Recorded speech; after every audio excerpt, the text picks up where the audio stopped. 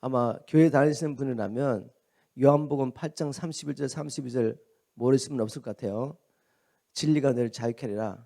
얼마나 많이 들어보셨습니까? 근데 여러분 정말 진지하게 우리 주님께서 하신 이 말씀 의미가 뭔지 묵상해 보셨나요? 진리가 우리를 자유케 한다는데 도대체 어디서 자유한다는 말입니까? 오늘 이 말씀이 여러분에게 풀어지기를 간절히 소원합니다. 복음에는 능력이 있습니다. 근데 이 말씀의 의미가 무엇인지 알지 못하면 그냥 막연하게 진리를 알면 내가 자유하나 보다. 복음을 깨달으면 언젠가 내가 천국 가겠지. 이렇게 생각하면서 하는 것입니다. 우리가 복음의 능력을 깊이 경험하기 위해서 오늘 이 말씀을 통해 다시 한번 우리 주님께서 진리를 알면 진리가 너를 자유케 하리라는 이 말씀 의미가 무엇인지 말씀을 통해 풀어가면서 진정 여러분 가운데 진리를 알므로 자유함 있기를 지금 축복합니다. 말씀을 나누면서 우리 주님께서 복음을 통해 우리에게 주기 원하셨던 그 자유함이 저와 여러분에게 되기를 지금 축복합니다. 한번 말씀을 따라가면서 한번 나눠보도록 하겠습니다. 먼저 우리가 이 주님께서 약속하신 자유함을 경험하려면 도대체 어디부터 자유해야 되는 거야? 이걸 아셔야 합니다. 말씀을 한번 읽어보겠습니다. 33절이죠. 31절 32절 말씀을 통해서 너희가 내 말에 거하면 참 내 제자가 되고 진리를 알지니 진리가 너를 자유케 하리라. 이렇게 말을 하니까 이 이야기를 듣고 있던 유대인들이 하는 말입니다. 33절에 저희가 대답하되 우리가 아브라함의 자손이라 남의 종이 된 적이 없거늘 어찌하여 우리가 자유케 되리라 하느냐. 예수께서 대답하시되 진실로 진실로 너에게 이르노니 죄를 범하는 자마다 죄의 종이라. 이 말씀을 듣고 있던 유대인들이 육신적으로 자신들이 누구의 종이 된 적, 노예가 된 적이 없었습니다. 근데도 무슨 말하는 것이냐 물을 때 주님께서는 영적인 것을 말씀하시는 거죠. 내가 말한 것은 죄에서 자유를 말하는 것이야 라고 말씀한 것입니다. 여러분 우리가 성경을 통해 보면 이 땅에 태어난 모든 사람들은 죄의 종으로 태어납니다. 죄인으로 태어나는 것이죠. 죄를 지어서 죄인이 된 것이 아니라 본질적으로 태어날 때 죄의 권세 아래 태어납니다. 이것조차 모르면 진리가 늘 자유케 하려는 말씀을 깨달을 수가 없어요. 우리 한번 에베소서 2장 말씀을 통해 하나님의 말씀을 통해서 영적인 실체를 한번 살펴보도록 하겠습니다. 에베소서 2장 2절 3절 제가 많이 인용할 말씀인데 잘 한번 들어보시고 정말 이 말씀을 나는 경험했는지 질문해 보십시오. 여기서부터 우리가 자유함을 경험할 수 있습니다. 전에는 여러분이 세상의 악한 길을 따르고 하늘 아래 영령을 지배하고 있는 마귀에게 순종하며 살았습니다. 이 땅에 태어난 모든 사람들은 이 세상의 풍속을 좇으며 마귀의 권세 아래 지배 아래 실제적으로 있었던 거죠. 여러분들이 몰랐을 수 있습니다. 당연하죠. 성령의 빛이 아니라면 지금 내가 누구를 섬기는지 알지 못하지만 오직 성경은 이것을 우리에게 알려줄 수 있습니다. 우리가 하나님을 알지 못했을 때 보고만 있지 않을 때 우리는 이 세상 풍속을 쫓으며 살았는데 결국 사단의 권세 아래 살고 있었다는 거죠. 그때 이 마귀는 현재 불순종하는 사람들 가운데 활동하고 있다. 지금도 하나님을 알지 못하고 불순종하는 자들, 또 입으로는 예수를 주라고 고백하지만 여전히 하나님께 불순종하는 자들 가운데 이 세상 인간 마귀가 지금도 역사했다고 말합니다. 2장 3절에 보니까 우리도 전에는 그들과 같이 우리 육체의 욕심대로 살며 육체와 마음이 원하는 대로 하여 다른 사람들과 마찬가지로 본래부터 하나님의 노여우심을 살 수밖에 없었던 사람들이었습니다. 바울은 자기까지 포함해서 이 세상에 태어난 모든 사람들이 자기 육신의 욕심을 따라 또 마음에 원하는 걸 따라 살면서 이 마귀의 지배를 살면서 결국 평생 마귀의 종노를 하다가 하나님의 심판을 받을 수밖에 없는 존재였다는 거죠.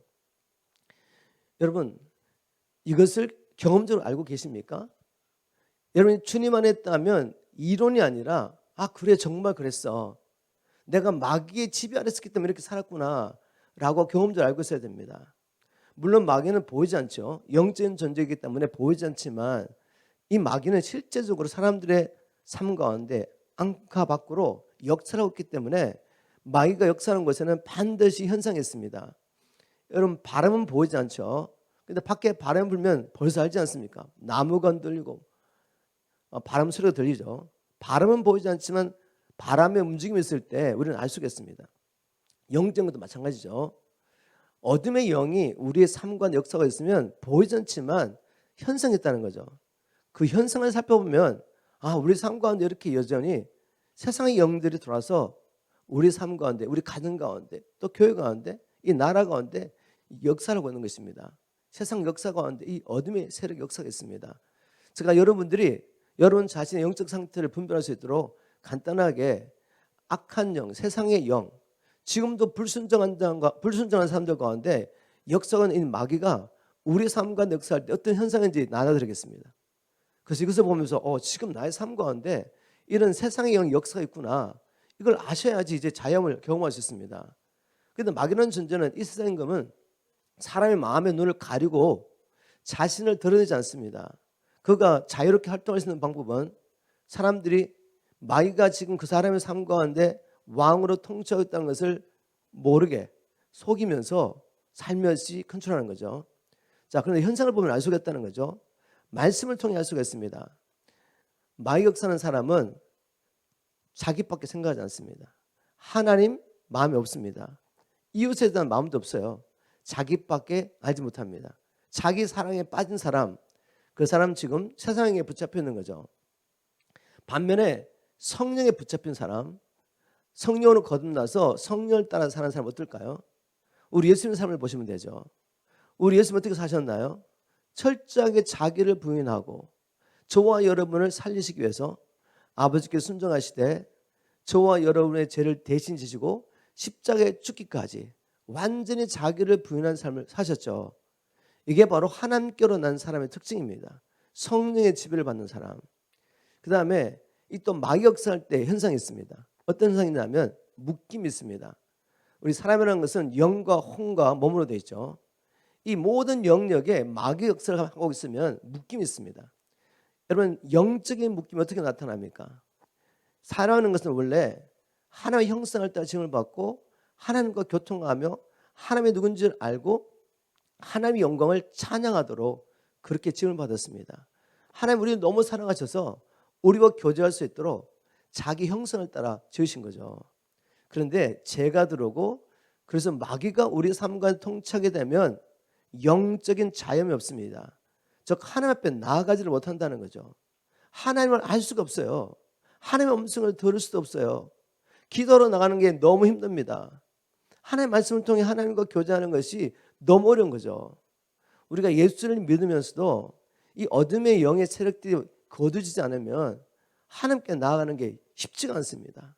세상의 것을 바라보고 먹고 육신의 것을 즐기는 데 너무 쉬운데 기도하려고 하면 왜 이렇게 힘이 드는지, 하나님의 말씀을 들으려고 하면 왜 자꾸 눈이 감기는지, 하나님의 말씀을 듣고 있는데 자꾸만 다른 생각이 들어요. 왜요? 영적인 묶임이죠. 여러분, 혼적인 묶임 어떻습니까? 혼은 지정의의 영역이 있습니다. 즉 생각과 그리고 감정과 의지의 영역이 있습니다. 만약에 우리 지적인 영역, 내 생각하는 영역 가운데 마귀가 통치하겠으면 어떻게 되냐면 생각이 엄청 복잡합니다.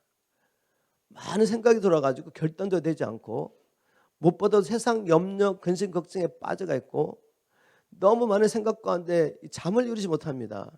나는 세상 생각을 멈추고 싶은데 나는 이렇게 생각하고 싶지 않는데 계속해서 생각이 들어서 이 생각이 나를 괴롭히죠.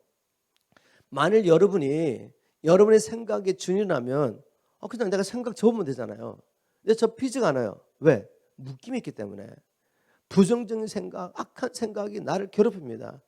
자, 여러분, 생각이 어두우면 어떻게 되죠? 그게 감정에 영향을 미칩니다. 감정이 이제 불안한 거죠. 염려, 근심, 걱정, 분노, 우울함, 막 세상을 끝내고 싶은 그런 자살 충동 같은 생각들이 막 들어오는 거죠. 감정이 부정적입니다. 그럼 어떻게 됩니까? 사람이 괴롭죠. 삶이 복잡하고 힘들고 기쁨이 없습니다. 아니, 하나님께 주신 생명인데, 하나님께 주신 가정인데 우리가 행복하게 살아야 되지 않겠어요? 그런데 생각도 복잡하고 부정적이고 감정도 올라갔다가 내려갔다가 컨트롤해야 되지 않으니까 이걸 잊어버리고 싶은 거죠. 그래서 사람이 어떻게 합니까? 의지를 가지고 뭔가에 집착합니다. 뭐 자기가 좋아하는 프로그램에 빠져가 맨날 그걸 보고 있든지, 아니면 쇼핑을 가면서 뭐든 잊어버리려고 한다든지, 몸 같은 거에 잊어버리기 위해서 의지를 가지고 사람들이 마약도 손을 대고 막 들어가기 시작하는 거죠. 게임에 빠진다든지, 거기 완전 빠져가지고 자기가 아닌 삶을 살고 있는 거죠. 그러면서 잊어버리려고 해요. 잊어집니까 여러분? 이제는 의지가 사로잡혀 버려요. 그래서 중독에 빠져가지고, 중독에 빠져서 여기서 헤어나지 못하는 거죠. 자, 혼이 지금 묶여 있습니다. 의지가 자기 의지가 아니에요. 감정이 자기 감정이 아니야. 내가 내 생각을 컨트롤할 수 없습니다. 여러분, 이런 현상이 있다면 여러분 삶 가운데 마귀의 통치가 있는 거죠. 여기서 더 나갑니다. 이제 몸. 여러분, 영이 묶이고 혼이 묶이면 그 다음에 나타나는 현상이 뭐죠? 병이 걸립니다. 병. 의사분들이 하시는 말씀이 뭐예요? 몸의 질병의 80% 이상이 마음으로부터 온다. 마음으로부터. 세상에는 불치병이 정말 많습니다. 이유가 없어요. 의학적으로 문제가 없는데 자기는 아파 죽겠다는 거죠. 여러분, 이게 뭐죠? 어둠의 영이 그 사람의 영과 혼을 사로잡고 이제는 몸까지 사로잡고 있는 것입니다. 저는 살아가면서 어둠의 영이 떠나가면서 이제까지 불치병으로 고통당한 사람들이 순간 그 불치병에서 노는 것을 보았습니다. 성경에 보면 악한 영이 사로잡혀가지고 18년 동안 허리를 펴지 못하는 여인이 있었죠. 근데 그 허리병이 귀신이 떠나가면서 그냥 해결되는 거죠. 저는 복음 전하다가 나면서부터 척추가 하나 없이 태어난 청년이 갑자기 척추가 생긴 걸 보았습니다. 그리고 평생을 먹지 못해가지고 고통당하며 온갖 좋은 의사를 찾아다니던 한 청년이 와가지고 자살 충동에 빠져가지고 죽으려고 하던 청년이 와가지고 주님을 만나고 귀신이 떠나고 난 다음에, 악한 영이 떠나고 난 다음에 그 자리에서 먹기 시작한 걸 봤습니다. 이유가 뭐죠? 알지 못했다는 거죠. 내 병의 원인이 뭔지를 몰랐는데 근본적인 원인이 어둠의 영이 그 사람을 붙잡고 있었기 때문에 그런 현상이 나타난 거죠. 이게 떠나가자마자 자유이 왔습니다. 자, 여러분, 그리고 우리가 평범하게 당연히 그렇게 사는 거 아니야? 라고 생각하는 그 삶이 사실은 묶이는 삶이 있는 경우가 많이 있죠. 제가 한번 누가복음 17장 26절부터 30절 말씀을 읽고 난 다음에 설명하겠습니다. 이게 분명히 마귀가 지배하는 삶인데 사람들이 이게 정상적인 삶이라고 생각하는 거죠. 이제 마지막 때 주님이 심판하실 때 주님께서 이렇게 말씀하십니다. 과거의 구약 역사 가운데 심판을 받았던 노아의 시대, 소돔과 고모라 시대 사람들이 마귀에 붙잡혀서 하나님을 대적하며 살았는데, 그래서 결국 하나님의 심판을 받았는데 그들이 어떻게 살았느냐? 누가복음 17장 26절 읽겠습니다. 노아의 때에 된 것 같이 인자의 때에도 그러하리라. 노아가 방주에 들어가던 날까지 사람들이 먹고 마시고 장가들고 시집가더니 홍수가 나서 저희를 다 멸하였으며, 또 롯의 때와 같으리니 사람들이 먹고 마시고 사고 팔고 심고 집을 짓더니 롯이 소돔에서 나가던 날에 하늘로서 불과 여왕이 비오듯 하여 저희를 멸하였느니라. 인자에 나타난 날 주님이 다시 오셔서 세상을 심판할 때도 사람들이 이렇게 살 거라는 거죠. 자, 여러분, 언뜻 보면 여기 무슨 죄가 있습니까? 하나님의 심판을 받을 죄가 뭐가 있어요? 먹고 마시고 시집가고 빚지내하고, 예? 이 자체가 잘못된 게 아니죠. 먹고 마시고 시집가는 거 우리가 해야 할 일입니다. 근데 여기 뭐가 없습니까? 하나님이 없는 거죠. 하나님 없이 그냥 육체로 해서 먹고 마시고 시집가고 장가가는 이 삶은 이 세상 인간 마귀에 붙잡혀 사는 삶이죠. 우리가 성령에 붙잡히면 어떻게 살죠? 먹고 마시고 시집가고 장가가고 비전에 사는 일에서 살지 않습니다. 오직 복음과 그리스도를 살면서 하나님 나라를 구하며 사는 것이죠. 이것이 정상적인 삶인데 온 세상 사람들이 마귀 지배 아래 살고 있기 때문에 너도 그렇게 살고 나도 그렇게 사니까 이게 정상으로 생각하는데 정상적인 삶이 아닙니다. 이것이 마귀 지배를 받고 있는 삶의 현상이죠. 이렇게 마귀의 지배가 점점 깊어져서 이제 마귀의 지배가 가장 강력하게 나타나면 어떤 현상인지 아십니까?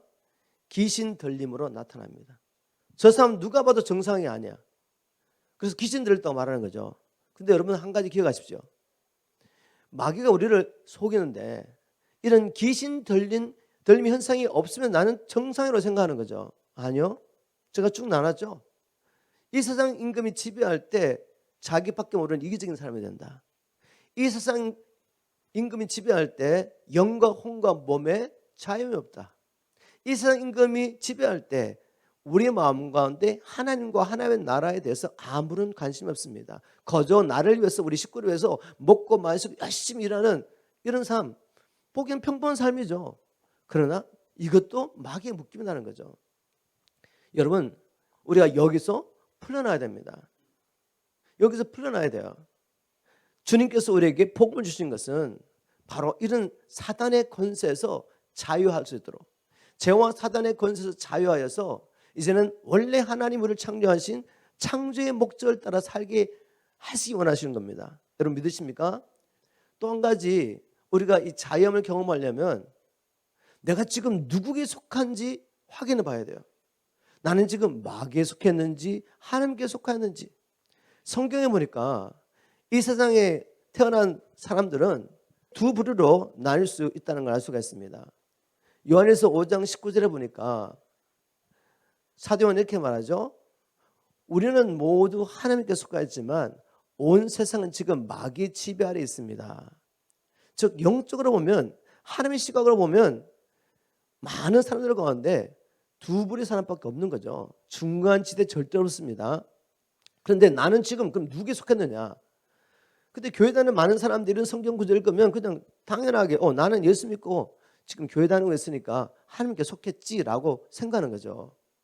그런데 성경을 보니까 자기가 아무리 그렇게 믿고 확신해도 그게 진리가 아닐 때가 많다는 거죠. 다시 말해서 나는 하나님의 백성이야. 나는 이제 예수를 믿으니까 죽으면 천국 갈 거야 라고 확신하고 사는데 자기 확신이 진리가 아닐 때가 너무 많더라는 것입니다. 그 확신이 어디 있느냐가 가장 중요한 거죠. 왜곡된 복음을 듣고 그 왜곡된 복음 위에 아무리 확신 가져봤자 주님 앞에 가면 쫓겨나는 것입니다. 하나님 나라 들어갈 수가 없어요. 그래서 여러분이 자유하려면 내가 지금 누구에 속했는지를 먼저 아셔야 되죠. 하나님께 속했다고 생각하고 나는 자유하다고 생각하는 사람에게 이런 말씀들이 왜 들어가겠습니까? 이해가 안 되는 거죠. 나 자유한데. 유대인처럼. 제가 예를 한번 들어보겠습니다. 예수님 당시 유대인들은 어떤 생각을 갖고 있죠? 민족적으로 확신하고 있는 게 있습니다. 그것은 우리는 아브라함의 후손이야. 우리는 할례를 받았어. 그게 무슨 말인지 아세요? 하나님께서 열방 가운데서 아브라함의 후손을 자기 백성 되도록 선택하신 거야. 우리는 하나님의 백성이야. 그리고 그 증거로서 육체의 할례를 받았습니다. 그래서 자기들은 죽으면 천국 갈 걸 확신했죠. 자기들이 하나님을 섬겼다고 확신하고 있었던 겁니다. 근데 예수님이 나타나셨습니다. 이방 땅이 아니라 하나님을 믿고 있다고 확신하고 있는 유대인들이 오셔가지고 회개하라, 천국에 갖고 왔다고 선포한 거죠. 오늘 8장에도 여러분 읽어보셨으면 아시겠지만 지금 하나님의 백성이라고 하는 이 사람들이 예수님을 죽이려고 합니다. 유대인 중 어떤 사람들이 주님과 대화를 하면서 주님 이렇게 말씀하시죠. 지금 너희들은 너희 아버지의 행사를 행하는도다. 너희 아버지의 그 소원을 따라서 지금 예수님을 핍박하고 죽이려고 한다는 거죠. 그때 유대인들이 어떻게 대답하고 있습니까? 야, 우리 아버지는 하늘에 계신 하나님이야. 이렇게 말합니다. 우리 아버지? 우리는 사생아가 아니야. 우리의 아버지는 하늘에 계신 하나님이야. 이게 무엇입니까? 유대인들의 믿음이었어요. 민족적으로 이렇게 확신하고 있습니다. 근데 주님 뭐라고 말씀하셨어요? 8장 44절에 너희 아비는 마귀니라 이렇게 말씀하신 거죠. 얼마나 충격을 받았겠습니까? 유대인들이 그걸 받아들일 수 있겠어요? 도리어 이렇게 말하죠. 너 미친 사람이야. 얘 미친 사람이야. 아니 우리 유대인이 마귀의 자식이라니. 우리에게는 한 분 하나님이 계시는데 그분은 하늘에 계신 하나님이야. 이렇게 믿고 있습니다. 여러분 누가 맞습니까? 예수님이 맞습니까? 아니면 유대인이 맞습니까? 예수님이 맞죠. 다시 말해서 온 전 공동체가 우리는 하나님의 백성이라고 믿고 있어도 하나님의 말씀에 딱 비춰가지고 봤을 때 아니면 아닌 거죠. 한 사람 더 제가 소개하겠습니다. 바울이 바울 사도가 되기 전에 그는 누구였죠? 사울. 그는 유대인이었습니다. 유대인 가운데서 특별히 구별된 단체가 있었죠. 그룹이 있었습니다. 바리새인. 바리새인이라는 말은 구별됐다는 말이죠. 유대인 가운데서도 율법을 연구하고 그 말씀대로 순종한 일에 완전히 헌신된 사람들입니다. 그래서 그들은 유대인 공동체 가운데서도 더 자신들이 어렵다고 여기며 하나님 앞에 어렵다고 여겼던 사람이죠. 그 사람이 바울이었습니다. 누구보다 성경을 잘 알고 있죠. 성경 다 외우고 있습니다. 그리고 부지런히 그 말씀을 연구하고 살아내려고 했던 사람이죠. 근데 그 바울에 가서 누군가가 당신 마귀 자식이야. 당신 하는 일을 보라고. 왜 그리스도를 핍박하고 그리스도를 따라가는 사람을 핍박하냐고 그랬으면 이렇게 도전한다면 어떻게 말하겠습니까? 너 미친 사람 아니야? 나같이 주님에 대한 열심 있는 사람 있으면 나와봐. 바울은 확신하고 있습니다. 자기가 하늘을 위해서 이렇게 열심히 내고 했다고. 누구보다 어렵다고. 근데 그의 영적인 실체에 드러났죠. 사도행전 9장에 보면 그때도 예수를 믿는 성도들을 핍박하려고 다메섹으로 가다가 자기가 믿고 있다는 하나님이 나타난 겁니다. 그 하나님이 예수님이셨죠. 당신 누구시냐고. 주님 당신 누구냐고. 나 네가 핍박한 예수야. 얼마나 충격을 받았겠습니까? 아니 예수가 정말 하나님의 아들이야? 그렇다면 내가 지금 하나님과 하나님의 아들을 핍박한 거야? 얼마나 충격을 받았겠어요. 제가 왜 이런 유대인의 이야기를 하고 바울 이야기를 하는지 아시겠습니까? 교회 안에 수많은 사람들이 자신들이 복음의 교리를 동의하고 그냥 거기를 끄덕거리고 있고 교회 열심히 다니고 있고 시부처 생활하고 교회 봉사하고 있기 때문에 하나님의 자녀라고 확신하는 사람이 너무 많이 있습니다. 그런데 그런 사람의 삶을 말씀을 통해 보면 하나님 나라를 구하지 않아요. 여전히 자기를 위해서 예수를 믿고 있는 거죠. 이런 사람들 종교인입니다. 아무리 교회 생활 열심히 해도 바리새인들처럼 11조 생활을 부지런히 하고 주일 성수하고 금식하고 기도하고 성경 공부 참여하고 선교 다녀도 그 안에 중심에 이 모든 일을 자기를 위해서 사람들에게 인정받기 위해서 하고 있다면 그분은 종교인이에요. 거듭난 사람이 아닙니다.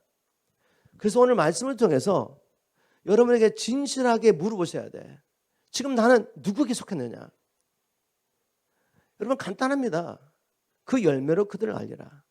여전히 내가 내 사랑에 빠져서 나를 위해서 살고 있다면 여러분은 아무리 종교적인 열심을 내어도 마귀에 속한 사람. 그러나 바울이 고백한 것처럼 나는 사나 죽으나 주의 것이야. 복음과 그리스도를 산다는 확신을 가지고 비록 우리 삶 가운데 아직도 공사 중이라서 쓰러지고 넘어져 있지만 다시 일어나서 정말 주님의 나를 구하고 있다면 여러분은 하나님께 속한 자입니다. 이걸 구분하셔야 돼. 그래서 내가 누구에 속하는지를 알아야 합니다. 이제 우리가 이 죄와 사단의 권세에서 자유하기 위해서는 복음을 깨달아야 되는데 이 복음을 나누겠습니다. 죄와 사단의 권세에서 우리가 어떻게 자유할 수 있습니까? 분명히 깨달아야 할 것입니다. 깨달을 것은 뭔가 하면 우리의 힘으로는 결코 내 경건과 내 능력과 내 금식과 나의 이 종교 행위로는 아무도 죄와 사단의 권세에서 우리를 자유케 할 수 없다. 이유는 무엇이죠? 우리 모두는 죄를 지었습니다. 죄를 지으면 죄의 종이 됩니다. 로마서 6장 16절을 보겠습니다.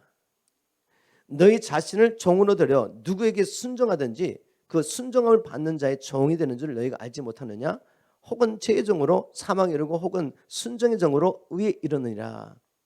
즉 여기서 어떻게 말했냐면 너희가 누구에게 순종하든지 이렇게 말했는데 하나님께 순종하지 않고 마귀에게 내 안에 있는 욕심, 내 생각대로 이성임금이 통칭한 이 세상의 길도 이미 갔다면 우리는 죄로 말미암아 팔렸습니다. 이미 마귀의 종이 된 것이죠. 죄의 종이 되었습니다. 그러면 우리가 여기서 자유하려면 어떻게 되냐면 죄값을 지불해야 돼요. 우리가 만일 노예로 팔렸다면 그 주인으로부터 우리가 자유하려면 몸값을 지불해야 됩니다. 마귀의 종 됐던 사람, 죄의 종 됐던 사람이 자유하려면 몸값을 지불해야 돼요. 그 몸값이 무엇입니까? 죄의 싹은 사망이라. 이건 어떠한 경건 행위로 지불이 안 되는 거죠. 하나님이 죄의 싹은 사망이다. 네가 죄를 지어서 마귀와 죄에게 팔렸다면 네가 다시 회복되기 위해서는 잃어버린 그 자유를 회복하려면 죽어야 된다는 거죠. 그 죽음이 육신의 죽음만 말하는 게 아니에요. 영원한 죽음. 하나님의 진노를 받을 수밖에 없는 거기까지 떨어져야 되는 거죠. 그렇게 떨어지고 나면 무슨 소망이 있습니까? 한마디로 말해서 우리는 죄와 사단의 권세에서 우리 힘으로는 벗어날 길이 없는 것입니다. 그래서 우리가 지불할 수 없는 이 죗값을 주님께서 지불해 주겠다는 것이 복음이죠. 성경 보니까 복음을 이렇게 선포가 있습니다.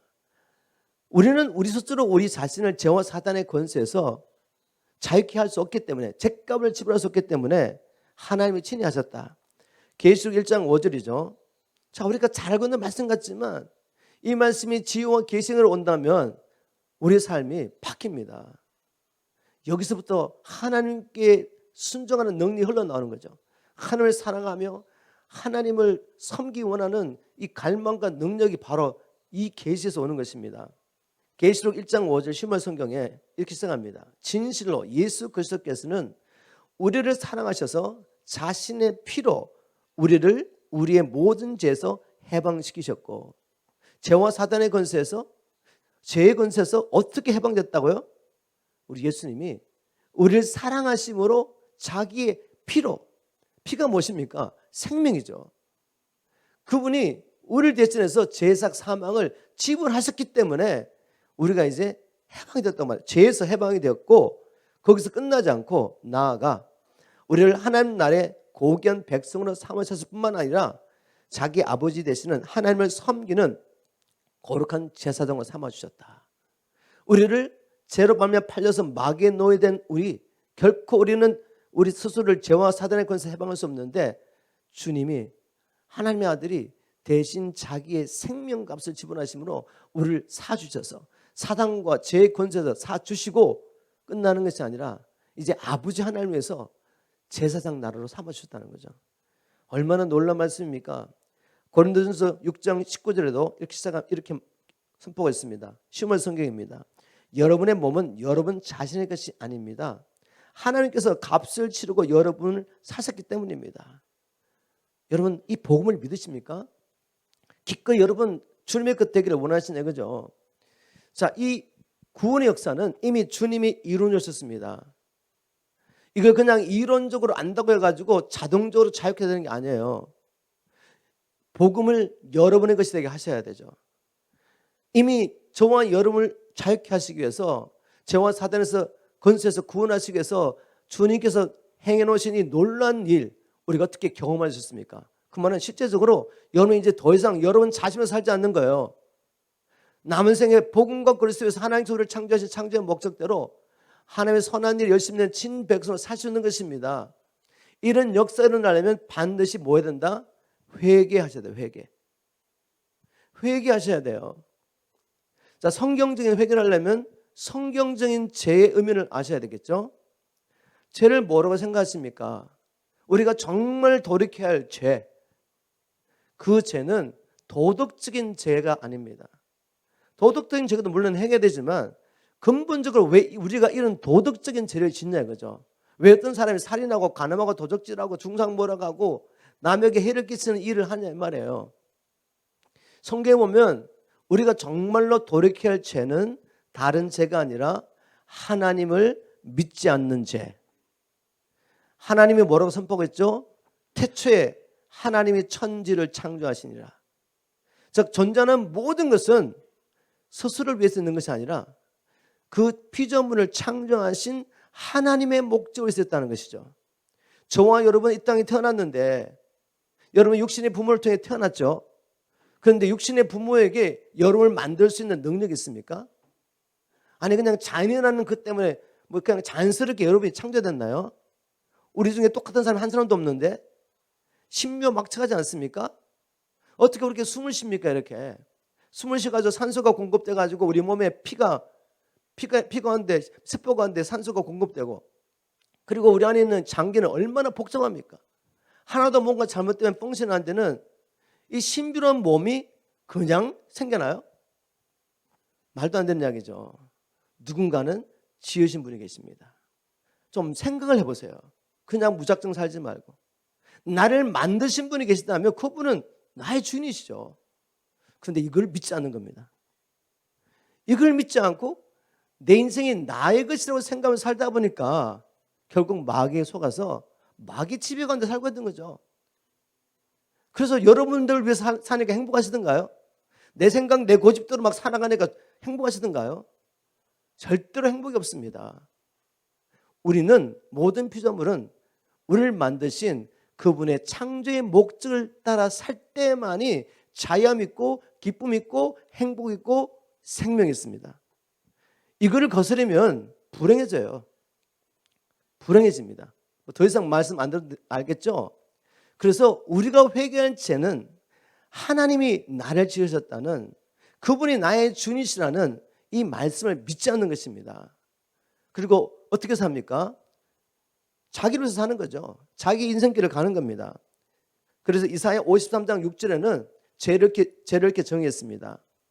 우리는 다 양 같아서 그릇 행하여 각기 제 길로 갔거늘. 하나님을 모르니까, 하나님의 창조의 목적을 모르니까 자기 길을 가는 거죠. 내 인생의 오픈을 내가 세워놓고. 그런데 우리는 이 죄로 말하면 죽을 수밖에 없는데 여호와께서는 우리 무리의 죄악을 그에게, 메시아 예수 그리스도 하나님의 아들에게 담당시키셨도다. 이게 복음이죠. 우리가 회개할 죄가 뭔지 아시겠습니까? 내가 하나님을 믿지 않은 죄. 그래서 내가 내 인생의 주인이 되어 살았던 이 삶을 회개하셔야 돼요. 여기서 돌이키시고 이제는 하나님께 주권을 드리고 주인을 바꾸는 것입니다. 내가 가진 모든 것이 주의 것이라는 것을 인정하고 하나님께 드리는 거죠. 이게 진정한 회개입니다. 그래서 주님 뭐라고 말씀하셨습니까? 너희들이 나를 따라오려면 자기를 부인하고 날마다 십자가를 지고 나를 따라오라고 말씀하시죠.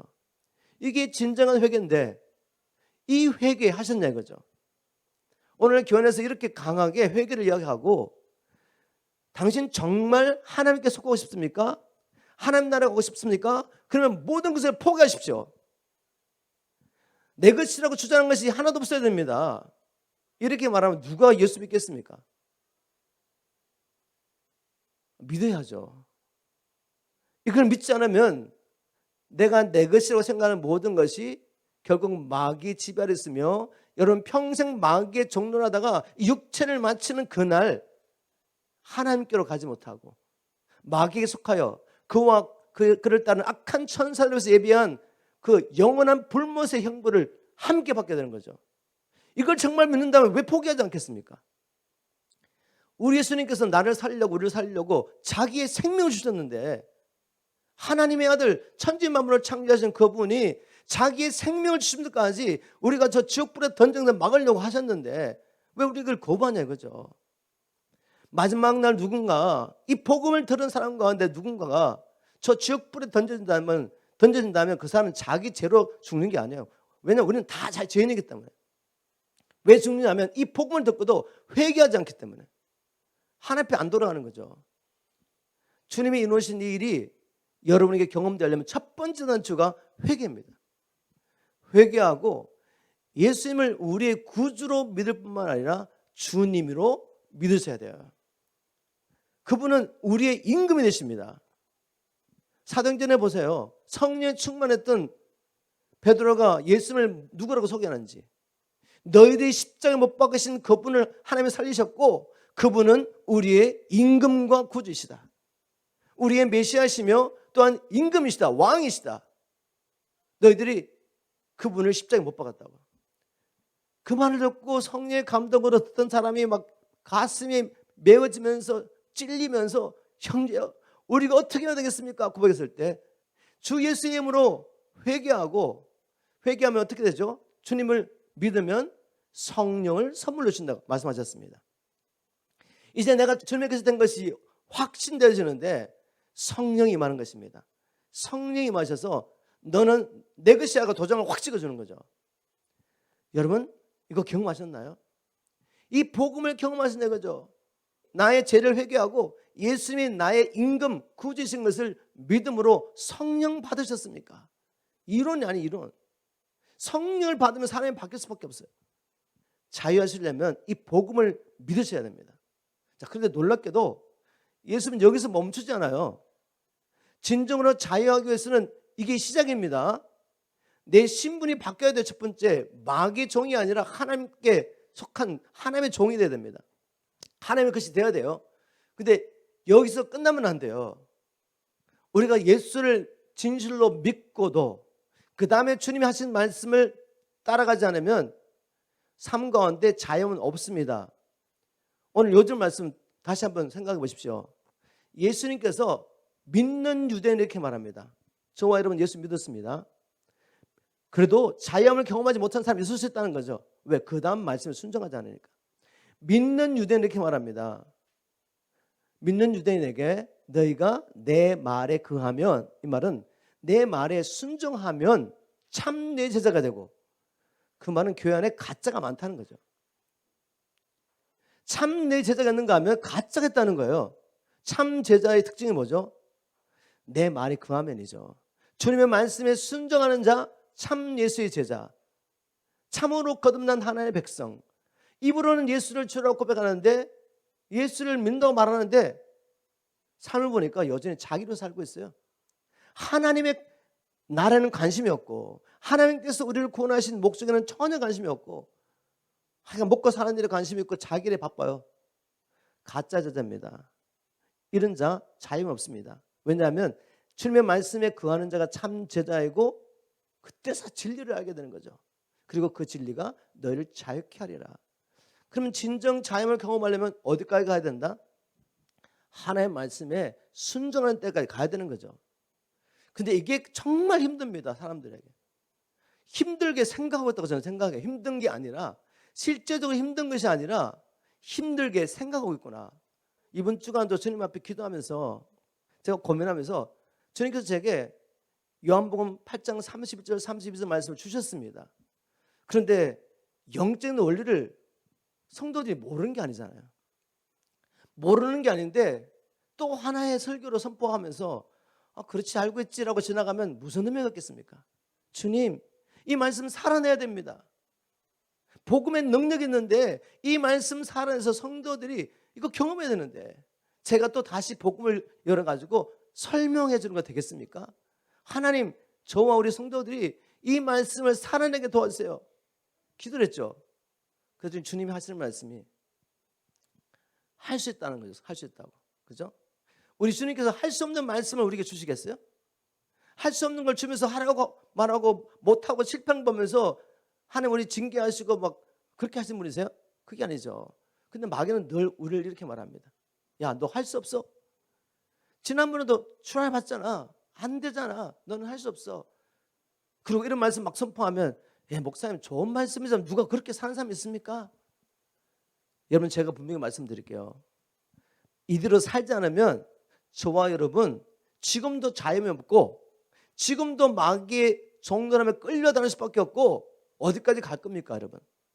여기서 끊어버리지 않고 복음의 능력을 자유하지 않으면 제가 분명히 목회자로서 하나님의 진리의 말씀을 통해 선포합니다. 겁주는 게 아니에요. 여러분 사랑하기 때문에 말씀드립니다. 죄와 타협하고 내가 주님 믿으니까 천국 가겠지 그렇게 사시면 안 됩니다. 반드시 이 진리의 말씀을 경험하셔야 돼요. 자유함을 지금 경험하셔야 됩니다. 복음의 능력을 지금 경험하셔야 돼요. 그래야지 하나님 앞에 갔을 때도 하나님의 심판에서 구원받는 복음의 능력 경험할 수 있습니다. 제가 주님 앞에 기도하는 가운데 주님 이렇게 말씀하셨어요.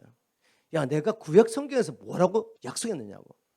여러분, 이스라엘 백성들이 하나님의 백성으로 부름을 받았지만 그들이 역사를 통해 반복해서 거듭해서 실패했죠. 그런데 문제가 뭔지 아십니까? 그 문제는 그들의 마음이 강팍해서 하나님께 순종할 수 없는 굳은 마음이었어요. 역사적으로 그걸 보여주신 거죠. 율법을 지킴으로 하나님 앞에 의롭다는 받을 육체가 없다는 것을 역사를 통해 보여주시고, 구약 성경에서 주님은 두 가지 약속하십니다. 내가 메시아를 보내겠다. 근데 메시아만 보내는 게 아니라 하나님께서 새 영을 약속하십니다. 성령을 보내시겠다는 약속을 하시죠. 그리고 아예 마음 자체를 바꿔버리겠대요. 불순종한 마음을 완전히 제거버리고 하나님께 순종하는 부드러운 마음을 주겠다고, 그 실패한 가운데서 주님이 약속하십니다. 한번 성경 찾아보겠습니다. 에스겔서 11장 보겠습니다. 제가 왜 이 말씀을 전하는지 여러분 기억하셔야 돼요. 복을 받았다면 나는 새 영과 새 마음을 받은 자죠. 이 약속을 믿고 하나님 앞에 이걸 구해야 합니다. 주님, 나는 이제는 다른 영을 받았습니다. 주님, 이제 나는 복음을 깨달았다면 나는 새 마음을 받은 자예요. 이거부터 시작해야죠. 안 된다고 생각하시면 절대로 안 되죠. 우리는 생각도 살기 때문에. 이스라엘 백성이 실패하고 포로로 끌려간 가운데서 에스겔이 받는 말씀입니다. 에스겔서 11장입니다. 19절. 내가 그들에게, 그들은 하나님의 백성을 말했던 이스라엘 백성이에요. 내가 그들에게 일치한 마음을 주고 그 속에 새 신을 주며 그 몸에서 굳은 마음을 제하고, 굳은 마음 뭐죠? 하나님께 순종할 수 없는 마음이죠. 굳은 마음을 제하고 부드러운 마음을 주어서 내 율을 쫓으며 내 길을 지켜 행하게 하리니 그들은 내 백성이 되고 나는 그들이 하나님이 되리라. 여러분, 우리가 하나님 백성 되려면 그냥 교리 아멘해서 안 돼요. 교리를 그냥 동의한다고 되는 게 아니라 정말 그 복음을 믿고 마음으로 믿고 거듭났다면 새 마음과 새 영을 받게 되기 때문에 이제는 하나님께 순종할 수 있는 사람이 되는 것입니다. 그래서 하나님은 나의 하나님이 되고 나는 하나님의 백성이 되는 거죠. 내가 하나님의 백성이라고 말은 하는데 하나님의 통치를 안 받고 있어요. 이 세상 임금의 통치를 받고 있어요. 속 끊는 거죠. 분명히 성경을 보십시오. 하나님의 통치를 받지 않는 사람은 하나님의 백성이 아니에요. 하나님의 백성이 아닌 자가 어떻게 하나님 나라에 들어갑니까? 지금도 하나님의 나라가 아닌데 축구하는데 갑자기 하나님 나라가 되나요? 아니요. 실패한 이스라엘 백성들에게 그래 너희는 할 수가 없어. 너희들은 영적으로 죽었고 나를 알 수도 없고 하나님의 말씀에 또 순종할 수도 없는 굳은 마음을 가지고 있는 거죠. 내가 마음을 바꿔버리고 내가 새 영을 부어주겠다 약속하십니다. 예레미야도 똑같은 언약의 말씀을 주셨죠. 예레미야는 유다가 망하기 전에 계속 선포합니다. 너희들 이렇게 살면 하나님의 심판을 받을 수밖에 없어. 그리고 하나님의 심판을 받고 예루살렘이 무너지고 포로로 끌려간 것을 보았습니다. 그 가운데 하나님이 예레미야를 통해서 소망을 주시는 메시지를 하죠. 31장 33절 나 여호와가 말하노라. 그러나 그날 후에 내가 이스라엘 집에 세울 언약은 이러하니 곧 내가 나의 법을 그들의 속에 두며 그 마음에 기록하여 나는 그들의 하나님이 되고 그들은 내 백성이 될 것이다. 아예 하나님께서 마음에다가 하나님의 말씀을 새겨주겠대요. 그러면 이스라엘 백성의 문제가 뭐였습니까? 마음은 하나님을 섬기고 싶은 마음이 없어요. 불순종하는 마음입니다. 그런데 언약이 어디 있습니까? 밖에 돌비에 새겨져 있어요. 내 마음이 바뀌지 않은 상태 말씀에 순종하려니까 이게 됩니까 이게? 그래서 하나님께서 내가 새 언약 맺겠다. 그 새 언약을 통해서 내가 하나님 사랑, 이웃 사랑이라는 이 명령을 마음에 새겨주겠다고 말씀하신 거죠. 자, 에스겔과 예레미야를 통해서 하나님이 약속하신 약속이 어떻게 성취됐습니까? 예수 그리스도 안에서 성취된 거 아시겠죠? 여러분 어떻게 우리가 새 마음을 받게 됐습니까? 순종할 수 있는 마음. 그것은 하나님께서 우리가 아직 죄인 됐을 때 여전히 하나님의 원수를 하고 있을 때 우리를 살리시려고 한 분뿐이신 하나님의 아들을 혈과 육을 가진 몸으로 이 세상에 보내십니다. 그 하나님 죄 없는 어린 양을 저와 여러분을 살리시려고 십자가에 못을 박으세요. 피를 쏟게 하시고 그 아들 입에서 나의 하나님 나의 하나님 어찌하여 나를 버리시나이까라는 외침을 들으시면서 참으셨습니다. 왜? 저와 여러분을 살리시려고. 여러분 이 하나님의 사랑이 이론이 아니라 정말 실제적으로 우리에게 임한다면 어떻게 되겠어요? 우리의 마음이 바뀌지 않겠습니까? 하나님의 사랑이 우리에게 임하면 이제는 하나님을 사랑할 수 있게 됩니다. 사랑함으로 하나님의 말씀에 순종하는 하나님의 백성으로 바뀌는 거예요. 이 복음이 머리로는 알겠는데 마음으로 경험이 안 되니까 자기가 누구에게 붙잡혀 살고 있는지 이렇게 살다간 영원히 멸망받을 수밖에 없다는 하나님의 말씀을 듣고도 이게 안 보이니까 주님 별로 필요가 없어요. 주님이 나를 위해 죽었다는 사건이 뭐 그렇겠지, 뭐 이거 믿으면 천국 가겠지, 이 정도지 내 마음을 변화시키지는 않는 거죠. 오늘 하나님의 말씀이 여러분에게 성령을 통해 풀어지기를 주님을 축복합니다. 예전에 이 말씀을 깨달았다가 또 세상 가운데 살면서 이 세상의 영이 들어와가지고 우리의 마음을 가려가지고 이 십자가의 복음이 허려졌다면 다시 한번 주님의 큰 사랑이 우리에게 계시되기를 주님을 축복합니다. 여러분, 이 복음을 깨달으면 마음이 바뀔 수밖에 없어요. 그리고 복음을 깨달으면 그래서 회개하고 예수님을 임금과 구주로 모셔드리면 하나님이 약속하셨죠? 성령을 주시겠다고. 그래서 바울은 이렇게 선포합니다. 이제는 우리가 두려워하는 종행을 받은 것이 아니라 하나 양자의 영, 곧 성령을 받았다고 말하죠. 성령을 받았으므로 우리의 영과 더불어 하나님을 아바, 아버지라고 부르게 하신다고 말했습니다. 새 영을 주신 거죠. 그 죽은 영이 아니라 하나님을 알 수 있는 영을 주셨습니다. 성령이 들어오심으로 이제는 우리가 두려워하는 종행을 받지 않았어요. 옛날에 이 영에 사로잡혀 어떻게 삽니까? 죽기를 두려움으로 일평생 마귀에 붙잡혀서 종로로 살고 있습니다. 근데 이걸 끊어버리려고 하나님께서 자기 아들을 혈과 육에 있는 몸으로 보내셔서 우리를 위해서 죽게 하신 이 사건을 통해서 우리가 하나님의 사랑을 깨닫게 된 것입니다. 그리고 우리의 마음이 변화되고 새 영을 받아서 이제는 이 두려운 영이 아니라 양자의 영, 성령을 통해서 하나님을 아바 아버지라고 부르는 때까지 간 것이죠. 여러분, 결국 열쇠는 뭐죠? 순종의 능력이 어디서 나옵니까? 제3의 은총을 깨닫는 것에서 나오는 거죠. 하나님이 얼마나 나를 사랑하는지 깨닫게 된 것. 내가 예전에는 영적으로 마귀에게 속아가지고 눈이 가려가지고 내가 지금 누구를 섬기지도 모르고 내 육체 욕심을 따라 내 인생이 고르게 놓고 정신없이 달려왔는데 어느 날 갑자기 소경된 나의 눈을 열어주셔서 하나님이 이 진리를 보게 하신 거죠. 그래서 사단의 권세에서 하나님께 돌아갈 수 있도록 나를 구원하신 것입니다. 이게 깨달아지면 하나님을 섬길 수밖에 없습니다. 제가 아까 이런 말씀 드렸죠. 주님, 요한복음 8장 31절 32절 모르는 사람 있습니까? 진리를 알지니 진리가 너를 자유케 하리라. 제가 얼마든지 증거할 수 있습니다. 그런데 우리에게 필요한 것은 그 말씀을 살아낼 수 있는, 순종할 수 있는 능력입니다. 그랬더니 주님이 야, 앞과 뒤를 봐. 내가 다 보여줬어. 여러분, 8장 30절 32절 앞뒤에 어떤 사건이 있죠? 가늠하다가 붙잡혀가지고 돌 맞아 죽을 그 여인의 사건이 거기 기록됐지 않습니까? 그 9장에는 뭐가 있습니까?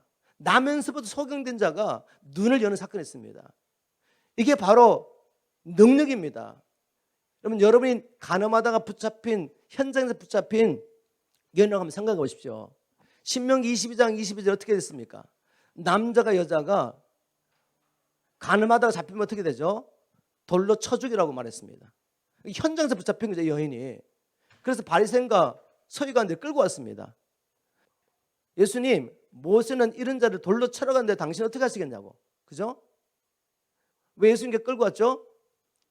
정말 율법을 지키려고 온 게 아니라 예수님을 책잡으러 온 거죠. 그 당시에 로마의 제국 아래에 있었기 때문에 유대인들은 사형을 집행할 권한이 없습니다. 근데 만약 예수님이 율법대로 돌로 쳐 죽여야죠. 그러면 로마의 법을 어기게 되고, 그런데 또 로마의 법을 지키려고 돌로 치지 마시오. 그러면 어떻게 돼요? 율법 어경에 돼가지고 어떻게든 붙잡게 된 거죠. 자, 그런데 이건 중요한 스토리가 아니고 우리는 이 시간에 그 여인의 마음을 한번 살펴보는 거죠. 지금 서기관과 바리새인들이 붙잡혀가지고 지금 돌 맞아 죽을 상황이죠. 얼마나 수치스럽고 얼마나 죽음에 대한 공포 가운데 떨고 있었겠어요. 그죠? 주님께 묻는 거죠. 어떻게 하실 거냐고. 그래도 주님 뭐라고 말씀하셨죠? 너희 중에 죄 없는 자가 먼저 돌로 쳐라. 근데 그 말씀에 얼마나 권세가 있었는지 그 말씀이 그곳에 있던 사람들의 마음속에 막 파고들어간 거죠. 죄를 깨닫게 됩니다. 다 돌을 하나씩 놓고 나이 많은 자부터 시작해가지고 어린 자까지 다 떠나게 되죠. 그리고 주님 말씀하십니다. 그 여인에게 이제 너를 정죄한 적 없느냐? 여인 이렇게 말합니다. 예, 아무도 없습니다. 나도 너를 정죄하지 않으니 가서 이제 죄를 짓지 말라. 여러분, 이 말을 들었을 때 그 여인의 감동을 생각해 보셨나요? 조금 전 죽을 줄 알고 두려웠는데 주님께서도 자기를 정죄하지 않겠대요. 죄 용서를 받은 것입니다. 죽을 수밖에 없는 인생이 죄 용서를 받은 그 감격, 얼마나 감격했을까요? 그죠? 그런데 알고 보니까 우리 주님께서 친히 이 여인의 죄를 지신 거죠. 성경을 보십시오. 하나님의 말씀을 보면 우리 주님은 율법을 폐하러 온 것이 아니라 온전케 하러 오셨습니다. 그런데 언뜻 보기에는 가늠하다 잡힌 사람은 돌로 쳐주려는데 주님께서 나도 너를 정죄하지 않는다고 말하니까 율법을 폐한 것처럼 보이잖아요. 그래서 주님 말씀하시죠. 나 율법 폐하러 온 거 아니야. 율법을 온전하게 하러 온 것이야. 성경에 보니까 나음 1장 3절 그리고 출애굽기 34장 7절 8절에 보면 하나님의 성품 가운데 뭐가 있죠? 죄 지은 사람을 결코 면제하지 않습니다. 죄 지은 사람 반드시 죄값을 지불해야 하는 것이 하나님의 공의죠. 근데 주님이 나 너 정죄하지 않아. 그럼 하나님의 성품과 부딪히잖아요. 그런데 주님은 율법을 이루고 하나님의 성품을 온전히 하셨죠. 그 죄인, 그 여인이 돌 맞아 죽어야 할 그 죽음을 십자가에서 죽으신 거죠. 자신이. 그래서 하나님의 공의와 이 여인을 향한 사랑을 온전히 이루면서 죄 용서를 하시고 이 여인을 자유케 하신 겁니다. 저와 여러분이 그 여인의 입장이 됐다면 어느 날 주님이 십자가에 못 박아 달리셨어요. 그런데 성령을 통해서 내가 그날 돌 맞아 죽어야 되는데 우리 주님이 나를 사랑하셔서 대신 죽으셨구나. 이거 깨달아지면 어떻게 살 것 같습니까? 아마 생명 걸어놓고 주님을 따라갈 겁니다. 주님, 고귀하신 그 생명을 죽어야 마땅한 나를 위해서 주신 그 주님, 이제는 내가 목숨 걸고 생명까지 아끼지 않고 주님을 쫓아가겠습니다. 아마 이렇게 살 것 같아요. 근데 여러분, 가늠하다 잡힌 여인이 저와 여러분이에요. 맞나요, 여러분? 말씀 가운데 그걸 깨달으셔야 돼. 그래야 순종의 능력이 흘러나옵니다. 우리는 하나님이 자기 아들 예수 그리스도의 신부로 택정한 자예요. 근데 우리가 어떻게 살았나요? 세상을 사랑해서 이 엄부와 함께 사랑에 빠져가지고 우리 하나님을 거절했잖아요. 우리 예수님을. 우리는 가늠하다 잡힌 그 여인이 바로 우리인 거예요. 우리. 그죠? 이 죄로 말미암아 영원히 멸망할 수밖에 없는 우리를 신랑이신 그 주님이 살리시려고 대신 신랑이 우리 죄값을 치르신 겁니다. 이걸 깨달았다면, 그리고 이 더러운 창기 같은 우리를 주님께서 자기의 핏값 주고 사시면서 신부야, 내가 너를 이렇게 사랑해. 이제 죄를 짓지 말고 나와 함께 온전히 연합하자 라고 신랑이 초청한다면 그걸 알고도 다시 또 세상을 향해 가겠습니까? 업무를 쫓아가겠습니까? 그럴 수는 없는 것이죠. 여러분, 우리가 예수를 믿음으로 거듭날 뿐만 아니라 자연을 경험하려면 말씀에 순종해야 합니다. 근데 그 순종의 능력 우리 주님이 주시는 거죠. 주님께서 먼저 사랑하신 그 사랑을 우리가 깨닫게 될 때, 제3의 은총을 깨닫게 될 때 우리 안에서 흘러나오는 것이 순종입니다. 사랑이죠. 이것이 저와 여러분에게 풀어지기를 주님을 축복합니다. 말씀 뵙겠습니다. 오늘 저는 다시 복음을 나누는 것입니다. 복음만이, 진리의 복음만이 우리를 죄와 사단의 권세에서 자유케 하며 그 자유함의 결과라서 이제는 우리를 창조하신 창조의 목적대로 예수님처럼 오직 하나님의 나라를 위해서 살 수가 있습니다. 그래서 그 나라를 이루고 난 다음에 우리는 그 나라에 들어가서 그 나라를 그리스도 안에 상속하게 될 것입니다. 오직 복음을 통해서만 가능한 일이죠. 우리가 참 제자로 살면서 진정 이 자유함을 누리기 위해서 순종해야 됩니다. 그 순종의 능력은 제3의 복음을 깨닫는 것이라는 것을 다시 한번 선포합니다. 나를 살리시려고 주님이 대신 죽으신 이 사랑, 이 사랑이 우리 안에 풀어질 때 바울처럼 살지 않겠습니까? 빚진 자처럼 그리스도 사랑에 붙잡혀서 이 은혜의 복음을 증거하는 이 일을 위하여 생명도 아끼지 않는 저와 여러분이 되는 것입니다.